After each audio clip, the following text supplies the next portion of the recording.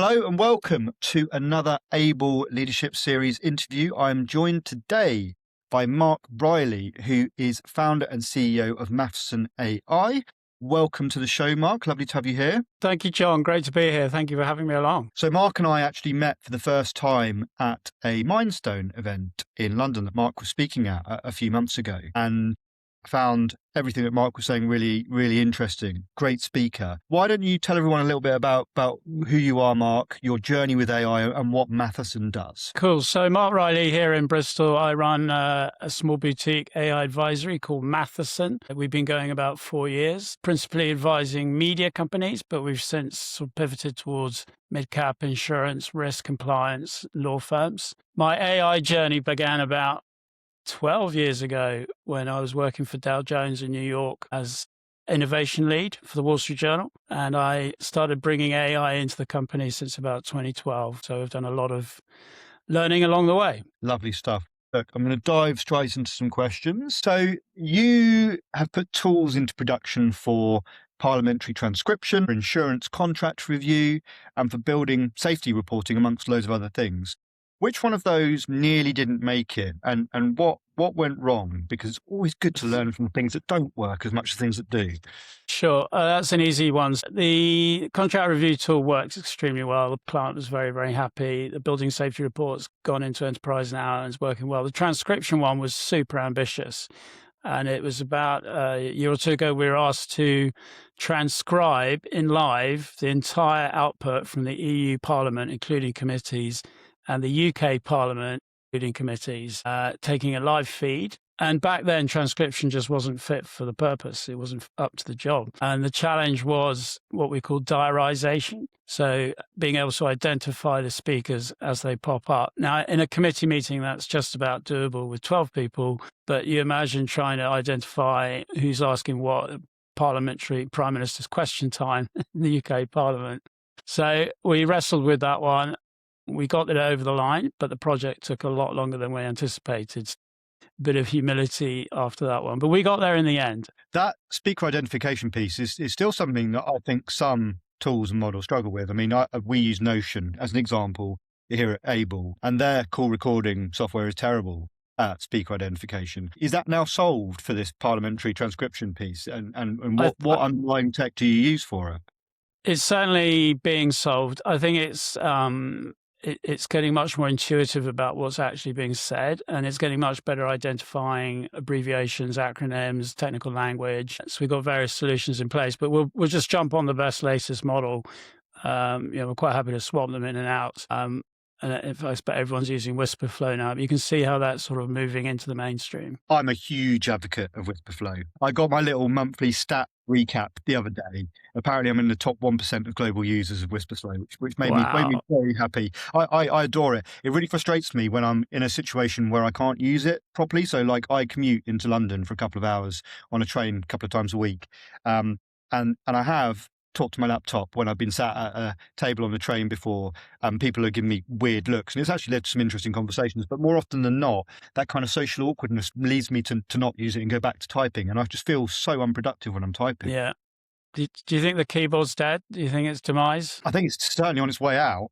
From my perspective, I mean, I'm clearly quite a big advocate if I'm in that kind of upper echelon of users of Whisperflow, but yeah, it's just so much more efficient. You know, when the kids are at school, obviously they're on holidays at the moment, I've got a 20-minute walk to and from their schools. And, 20 minutes back, I'm just chatting to Claude using Whisperflow. What it is I'm doing, transcribing an email, it could be anything. I'm walking along the street rather than kind of tapping and bumping into lampposts and hitting dogs and all that kind of stuff. I think it's amazing, personally. I was just off a call with a client in Melbourne who's runs AI for News Australia, and it's an interesting culture point that the hubbub of the newsrooms coming back since the 1980s. It was very loud. The newsroom was very loud. Everyone was on the phone, and then it's been quiet. Now there's a sort of hubbub coming back because everyone's talking to their laptops. Oh, it's brilliant. I mean, we're only a small team here at Able.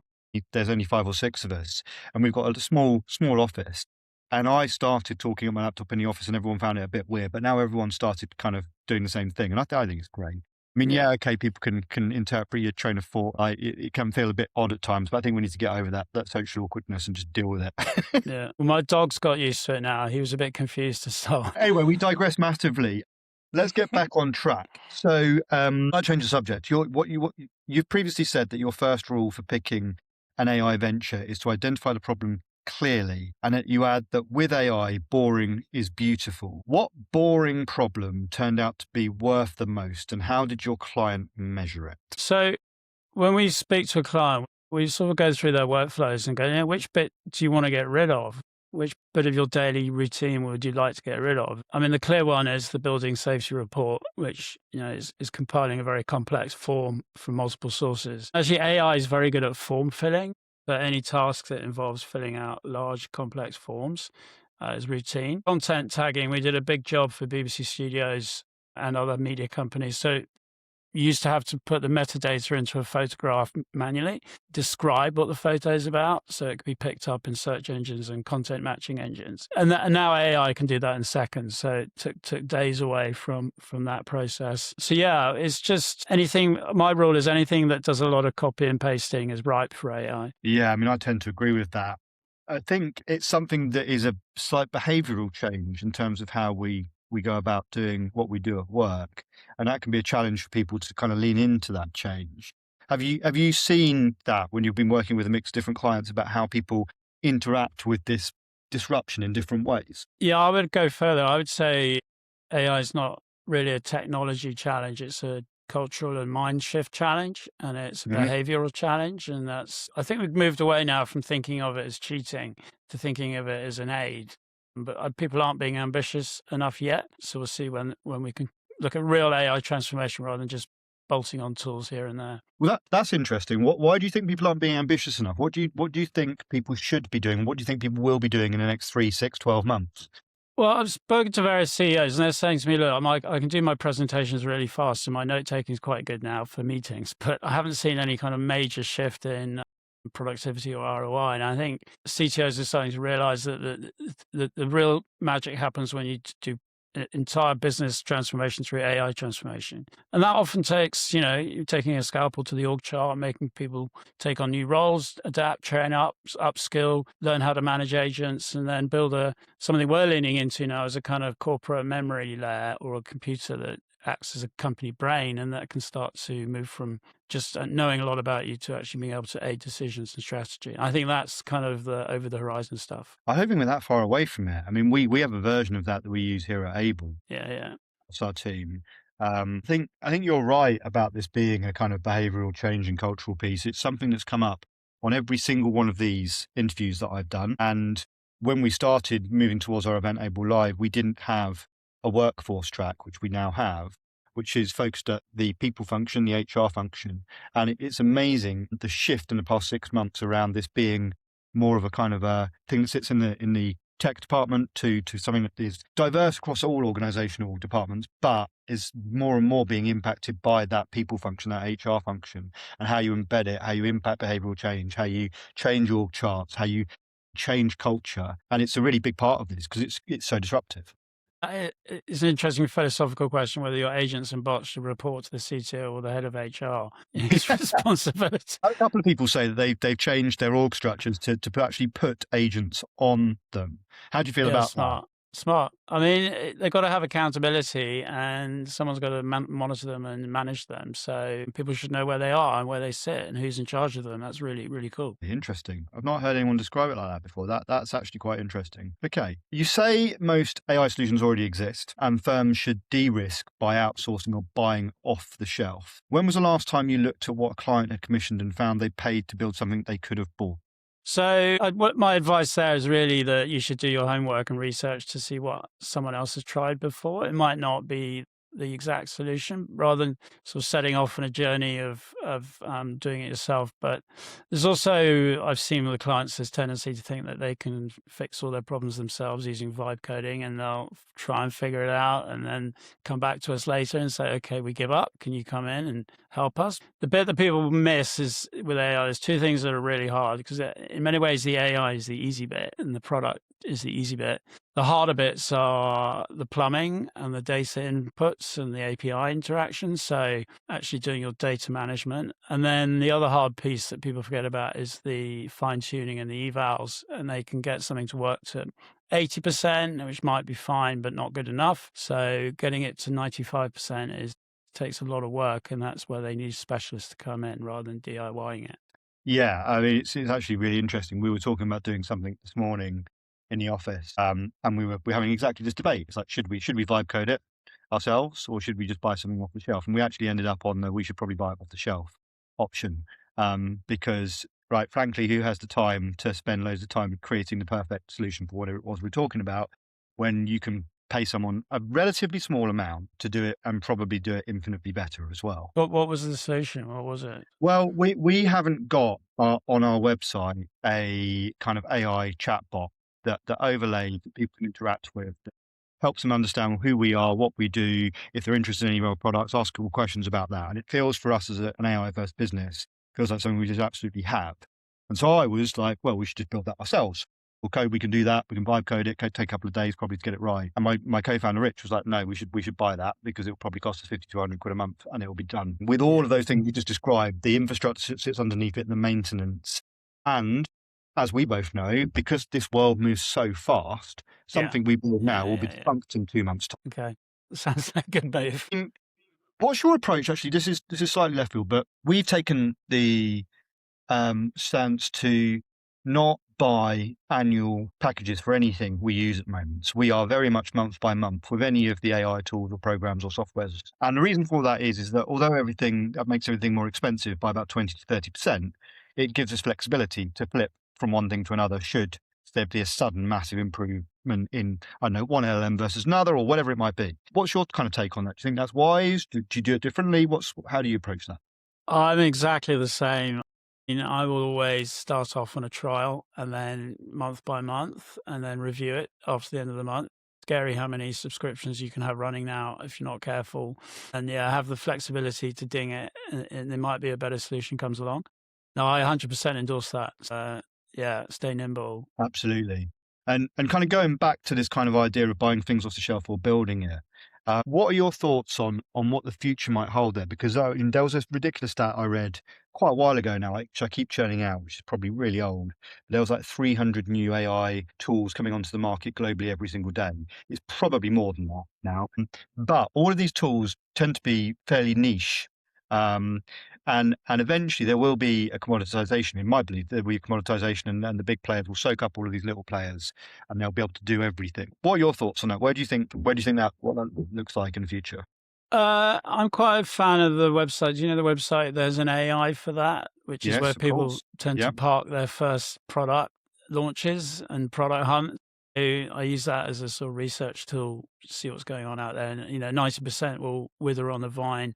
The whole SaaS apocalypse debate was kicked off sort of November last year, which is you shouldn't be buying CRM now, you should build it yourself, which is kind of true. I think that sort of went away and it's coming back again a bit. I was looking at buying Monday or Salesforce, and I decided for my small business, I just could build one myself. So I just vibe coded a kind of Trello board for clients and prospects, and it works very well.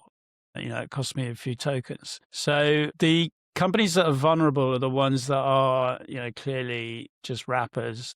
And you'll find that one of the LLMs or the frontier labs will just build a replica and just clearly blast you out of the water because it'll be part of a package. So it's going to be pretty brutal in the next 2 to 3 years, especially because these frontier models are going to look for new revenue in the application layer, and they want to get their investment back. So they're moving into so some very sophisticated companies that have got head starts on sort of ingratiating themselves into your workflows could be very vulnerable in the next year or two when Claude comes stalking for their business model. Yeah, I mean, we've got a really basic example. I was the biggest fan in the world of Gamma 6 months ago, and still am. I think it's a brilliant thing. But then Claude Design came along, and it's part of my Claude package, and I don't have to pay extra for Gamma, and it does a similar, although not quite as good job in my opinion, but it's not far off. That's so interesting. I'm the same. I'm still sticking with Gamma, almost out of loyalty and love. I've been with it for so long, and it knows me, and it knows what I'm trying to create.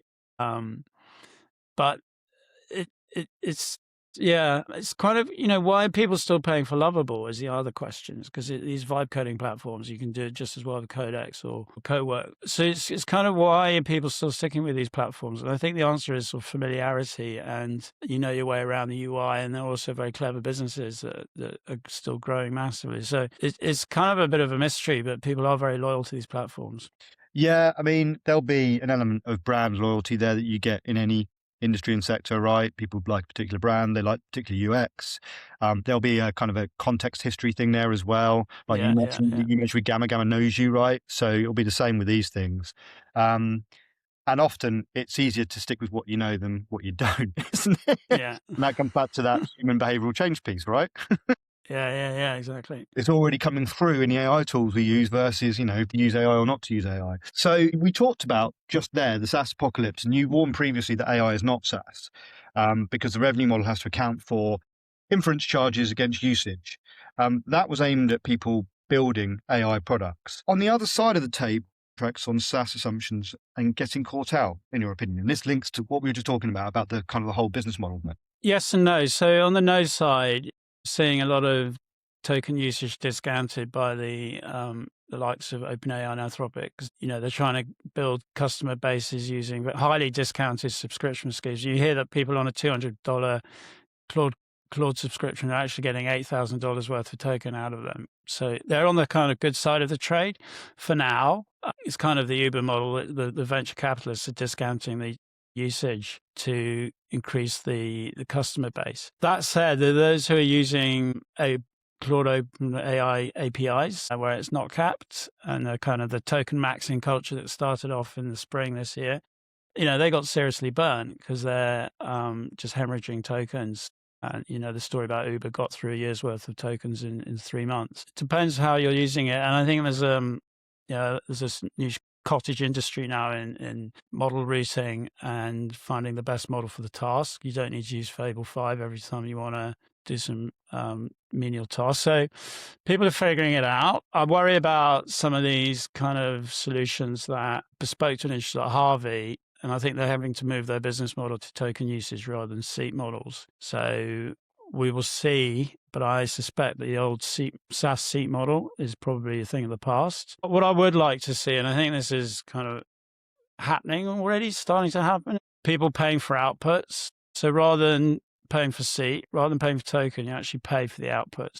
Do you remember the good old CPA model in advertising, cost per acquisition? I do, yeah. So in those days, you wouldn't pay for the advert. You'd only pay if the advert created an insurance contract or a test drive for a car. And I'd like to see AI embrace that more. So I will only pay for the impact AI has on my business as a clear upside. But we'll see. That's a tricky, and this is John Emerson's opinion, not wildly thought of. But the reason why the CPA model didn't work is because, as the seller, you've got no control over the quality of the product or the advert. So you have absolutely nothing to do with the conversion rates other than it going on to whatever platform it is you've got and driving traffic to it. And we have a similar thing in the world of events, right? People are like, well, we'll take a stand at your event, but we'll give you a cut on any commission we make out the back of it. We're like, well, if you're the best business in the world and you've got incredible salespeople, then that might be worth it. But if you're the opposite of that, then it's absolutely not. Yeah. So it's that control piece. So I'm not sure AI companies will go down that route on that basis. No, it's the old risk arm wrestle, isn't it? I mean, who carries the risk? Is it the media company with the media property and the advert, or is it the car dealership? So we probably meet somewhere in the middle. But I don't think the current token model is fairly unsustainable for most businesses, unless you do clever model routing. Yeah, I mean, I have absolutely no idea where it's going to go. And we are able to try to think about the here and now rather than necessarily the future. Ultimately, the amount of investment that's going into the AI companies is going to have to be repaid in some way. So they are going to have to think about how they're generating that revenue. And you mentioned application-based stuff, which makes a lot of sense. But ultimately, these are subs businesses, to call them a really simple term. And so that's where the majority of their bankable and sustainable revenue is going to come from. Be interesting. I believe as part of Matheson AI, you've developed a kind of a 4-step process, which is education, advisory, integration, then build. I imagine when you're speaking to clients and when you're looking at what's out there in the ether, lots of people try to skip straight to build without doing those first 3 steps. Is that right? What do you see? Are they right to? Do they need those other 3 steps first? What do you think?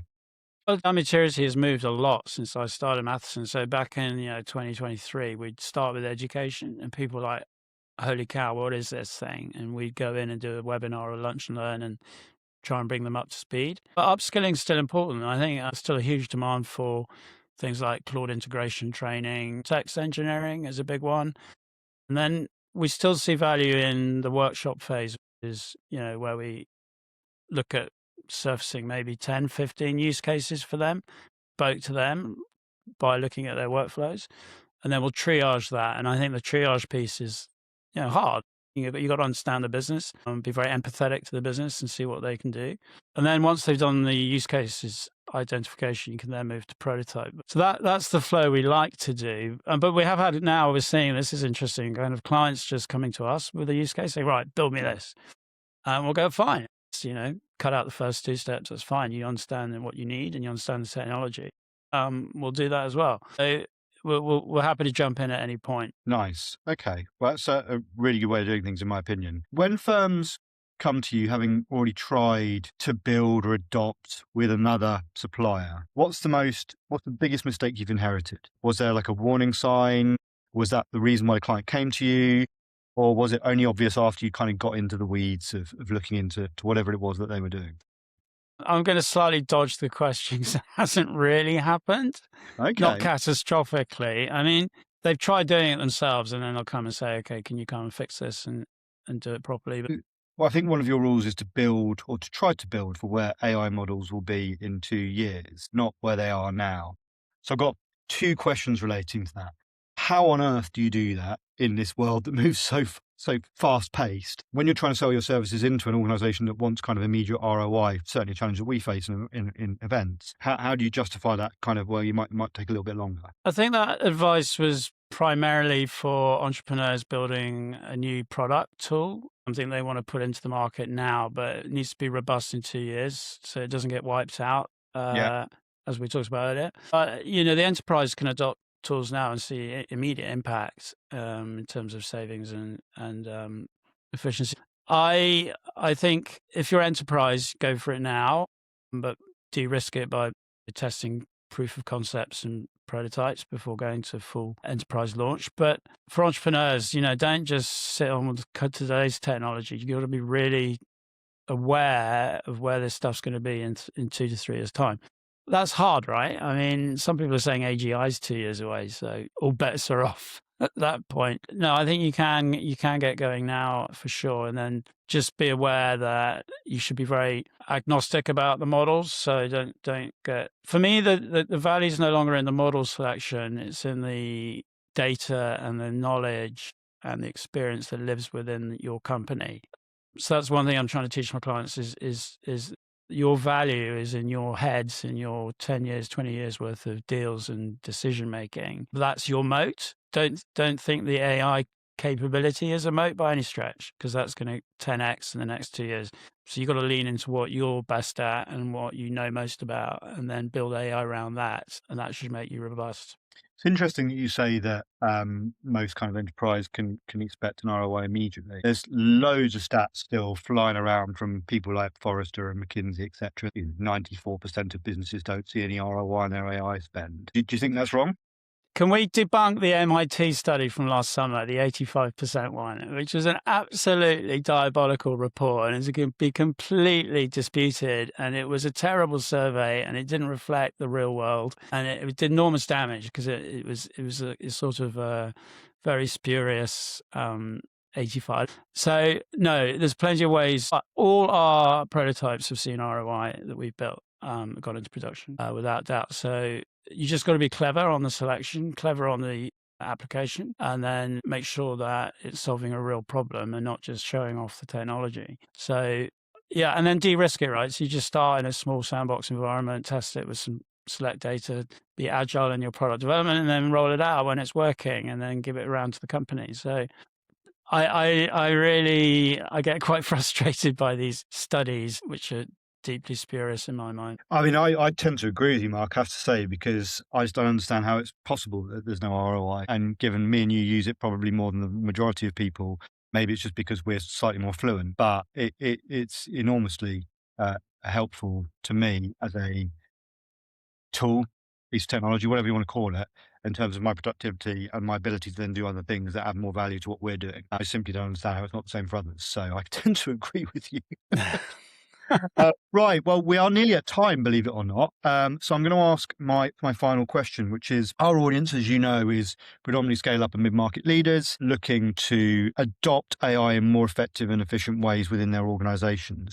What would be your single piece of advice to one of those individuals about what they should be thinking about or doing in the next 3 to 6 months? Two things. One is I'm trying to advise my clients to move away from thinking of AI as purely an efficiency tool and a time saver. Yes, it's very good at that, but it gets much more exciting for me when it's it creates new product, it creates new revenue streams, it creates incremental revenue around your existing business. And often that means taking it away from just your internal operations and thinking about how it can impact your customer experience or your customer interactions and making life better for them. So that's number one. Number two is, as I said, leaning into this kind of company brain idea and moving from knowledge to wisdom is how I put it. Stop thinking of AI as a super fast search tool. Start training it to deeply understand your business and the mistakes you've made and the successes you had, and then it can be a much more valuable tool going into the future. So those are my 2 bits of advice. Fantastic. Well, Mark, thank you so much for joining me today. We really appreciate it. It's been a really interesting conversation.